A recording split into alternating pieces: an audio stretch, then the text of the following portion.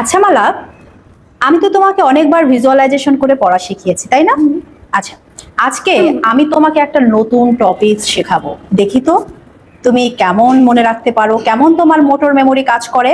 আমি কি ট্রাই করব? ওকে, তাহলে তুমি চোখটা বন্ধ করো। ধরো তুমি দেখতে পাচ্ছ একটা দেয়াল, সেই দেয়ালের একটা ক্লক আছে। তুমি টেবিলের উপর পড়তে বসেছো, হঠাৎ করে দেখছো সেই ক্লকটা টেবিলের উপর পড়ে গেল।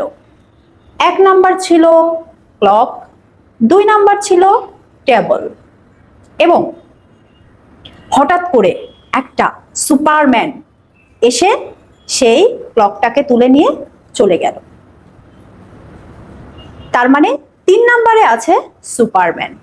এরপরে একটা কুকুর সেই ক্লকটাকে সুপারম্যানের হাত থেকে নিয়ে কামড় দিয়ে পালিয়ে গেল। তাহলে 4 নাম্বারে থাকলো কি? ডগ।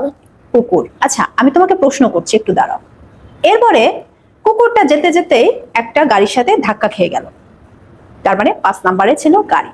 আচ্ছা মালাক, আমাকে বলো তো চোখটা তুমি 2 নাম্বারে কি পেয়েছো? 2 নাম্বারে পেয়েছি হচ্ছে টেবিল। Very good. 4 নাম্বারে 4 নাম্বারে কি ছিল? কুকুর। 5 নাম্বারে 5 নাম্বারে কার। ওয়াও, তুমি তো অনেক সুন্দর মেমোরাইজড করেছো।